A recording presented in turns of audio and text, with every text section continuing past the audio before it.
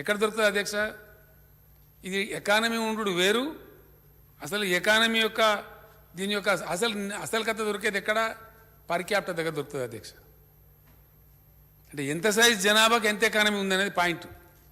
Per capital కాడిపోతే అసలు సంగతి బయట కరెక్ట్ జయారెడ్డి గారు. Per capital says the real story.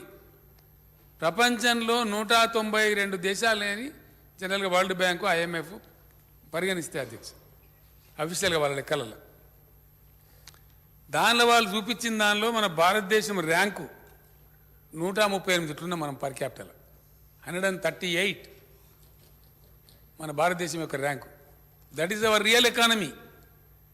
192 మన ర్యాంకు 138. అంటే ఎంత అందంగా ఉన్నామో ఇక ఆలోచన చేయాలి. మోడీ గారి గంభీరమైన ఉపన్యాసాలు, ఇక త్వంశుంటా అంటే త్వంశుంటా అంటే, తూకిత్తా అంటే మైకిత్తా అంటే, దోనో కిత్తా కలితే ఈ కథంలో ఇప్పుడు ఇది 138 మన ర్యాంకు. ఇంకా తమాష ఏంటంటే మన పక్కనటువంటి బంగ్లాదేశ్ మనకన్నా మన 139 అధ్యక్ష. సారీ, నేను బంగ్లాదేశ్ ర్యాంక్ చెప్పాను. మన ర్యాంకు 139, బంగ్లాదేశ్ ర్యాంక్ వచ్చి 138. భూటాన్ ర్యాంక్ మనకన్నా మంచిగా ఉన్నది. శ్రీలంక ర్యాంక్ మనకన్నా మంచిగా ఉన్నది. శ్రీలంక కంటే, భూటాన్ కంటే, బంగ్లాదేశ్ కంటే భారతదేశం యొక్క ర్యాంక్ తక్కువ ఉన్నది. ఈ చర్చ జరగాలి కదా పార్లమెంట్లో, శాసనసభలల్లా, పేపర్లల్లా, పత్రికా విలేకరులల్లా. ఇది జరగాలి. ఇది ఇచ్చిపెట్టిండ్రు. తూకిత్తా అంటే మైకిత్తా, మైకిత్తా అంటే ఇదే పనిగా. నువ్వెన్ని నువ్వులో కొట్టినావు, నేనెన్ని నువ్వులో కొట్టినా, నువ్వెంత తిన్నావు, నేనెంత తిన్నా, నీ కేసులు నువ్వు, నా కేసులు నువ్వు. ఇదే పని అయిపోయింది అధ్యక్ష. దయచేసి నేను అనేది ఏంటంటే, ఈరోజు మనం ఈ విషయాలు చర్చించకుండా, సీరియస్గా తీసుకోకుండా, ప్రజాప్రతినిధులుగా ఉన్నవాళ్ళము, లెజిస్లేటర్స్గా, శాసనకర్తలుగా ఉన్నవాళ్ళము, ఒక రకమైనటువంటి వల్గారిటీ వైపు శాసనసభలను, పార్లమెంట్లను తీసుకెళ్ళి జబ్బాలు ధరిచి ఆడ గంభీరమైన మాటలు చెప్పి ఎదుటి వాళ్ళని కించపరిచి మాట్లాడనీయకుండా చేసి, ఇంకోటి ఏంటంటే అధ్యక్ష బుల్డోజింగ్. అట్లా చేయాలని అందరు చేయగలుగుతారు కదా అధ్యక్ష. నిన్న పార్లమెంట్ జరుగుతుంటే ఒక ఆమె ఉన్నది, మా పేరు ఉన్నది మహువా అని ఒక అమ్మాయి, పాపం గట్టిగా మాట్లాడుతూ ఉన్నట్టు మాట్లాడుతుంది. ఆయన మాట్లాడుతుంటే మొత్తం లేచి లొల్లి పెడుతుంటారు. అరే ఇదేం లొల్లి, ఏం సంగతి అంటుంటే ఇదేదో మాట్లాడుతుంటే పెద్ద లొల్లి. పక్క నుంచి పొగుడుతున్నారు ఆయన మోడీ గారిని. ఆ పొగడానికి కూడా ఒక అంతం ఆధారం ఉంటుంది అధ్యక్ష. దానికి సందర్భము, ఒక పద్ధతి అనేది ఉండాలి. మరీ అంత ఎక్కసంగా పొగిడితే కూడా గలీజ్ అవుతుంది. అది లేని దాన్ని పొగిడితే ఎట్లా అధ్యక్ష? మంచి పని చేసినాం, 4 ముచ్చట్లు మంచి చెప్పినట్టు వేరే సంగతి. కానీ అయిన దాన్ని కాని దాన్ని పొగిడి అతను కూడా పాపం ఆగమైపోతుంది. నిజమైన గొప్ప అనుకుంటారు పాపం. ఆ ప్రమాదం ఉంటుంది. అది జరుగుతుంది అధ్యక్ష. మాట్లాడుతుంటే ఒక మాట రాగానే మోడీ మోడీ మోడీ అనే సభ్యులు, పార్లమెంట్ సభ్యులు పెడుతుంటారు. బుల్డోజ్ చేశాను మాట్లాడలేకుండా. ఒక సందర్భంలో, ఈ సందర్భంలో తమరు అనుమతిస్తే ఒక ఉదాహరణ ఉంది అధ్యక్ష, మంచి ఉదాహరణ ఉంది. ఈ మధ్యన మిత్రుడు, కవి మిత్రుడు దేశభక్తి శ్రీనివాస్, కొంతమంది సాహిత్యకారులు కూర్చుంటే చర్చ చేసి కూడా కూర్చున్నాం. ఒక కవి గారికి పాపం ఒక సందర్భంలో బాధ వచ్చి పడుతుంది అధ్యక్ష. ఒక రాజు ఉంటాడు. ఆ రాజు పేరు తిరుమల రాయుడని. ఆయన ఒకటే కన్ను ఉంటుంది పాపం. ఆయన మనసులో బాధ ఉంటుంది. ఒక కన్ను ఉన్నమాట వాస్తవం అగవైకల్యం ఉంది పాపం. ఏం చేయాలి, భగవంతుడు అంతే ఇచ్చాడు. ఆయనకు బాధ ఉంటుంది. కానీ అందరూ ఏం చెప్తారు, ఈ కవి కూడా ఏదో చిన్న బాధ ఉంటుంది.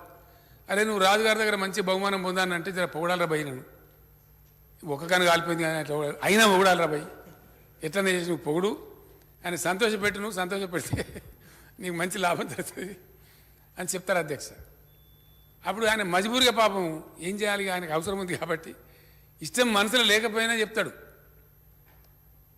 అన్నాతి గూడి హరుడవు,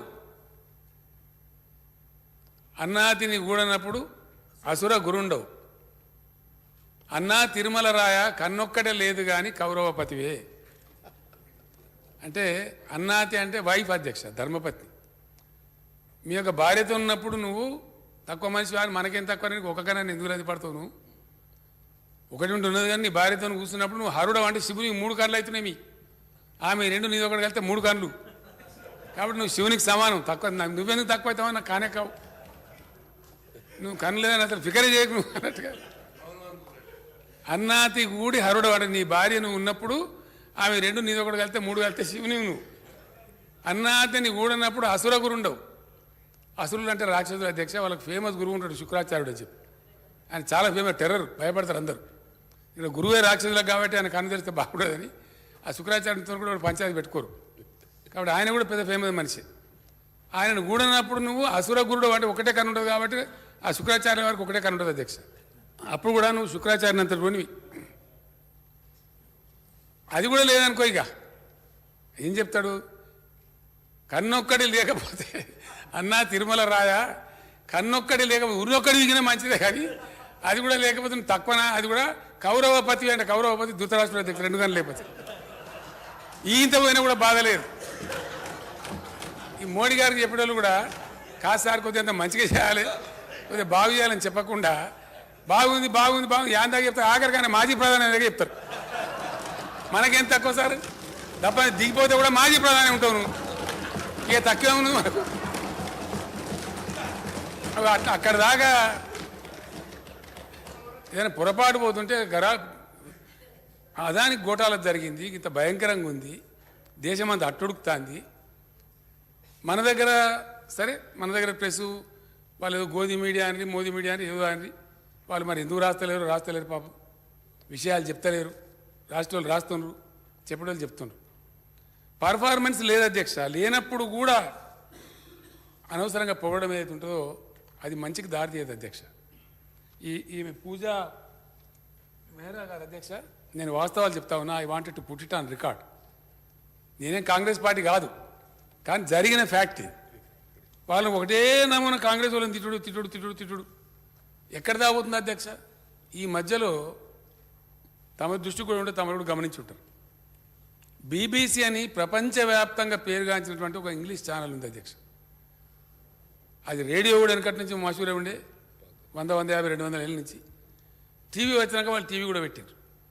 బ్రిటిష్ బ్రాడ్కాస్టింగ్ కంపెనీ అని చాలా పెద్ద ఫేమస్ ఛానల్ అది. వాళ్ళు ఒక కథనం ప్రచురించారు.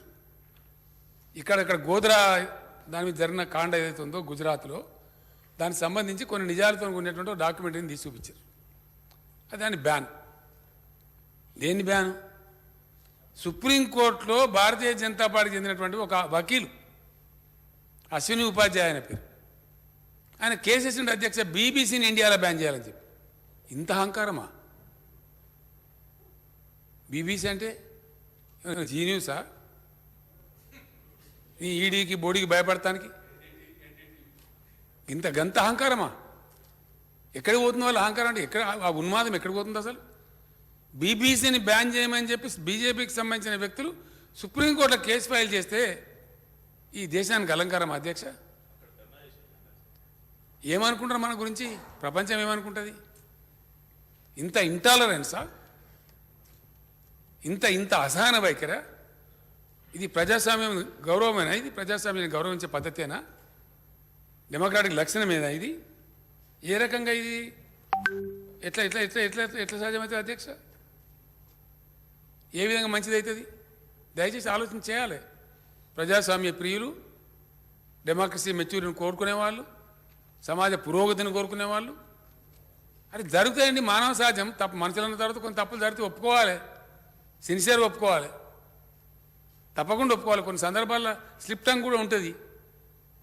కొన్ని సందర్భాలు జరుగుతుంది. పెద్ద వ్యవహారం, ఇంత పెద్ద ప్రభుత్వం, ఇంత పెద్ద రాష్ట్రం, దేశం నడిపేటప్పుడు there maybe a slip. Sorry ఇట్లా జరిగిందని నేను చెప్తాం, చెప్పాలి కూడా. అట్లా కాదు బీబీసీ అయినా సరే బీబీసీని బ్యాన్ చేయి ఇండియాలో అంటే మాకు ఎవరికి ఇలా ఉండే వాళ్ళని అయితే బ్యాన్ చేయి, లేకపోతే ఓసేయి, లేకపోతే జైలు వేయి, నిన్ను జైలు వేస్తాం, నీకు జైల్లో రూమ్ చూసి పెట్టినాం. ఇవేనా మాటలు? ఇది ప్రజాస్వామ్యం అంటారా? అనుకోవచ్చునా?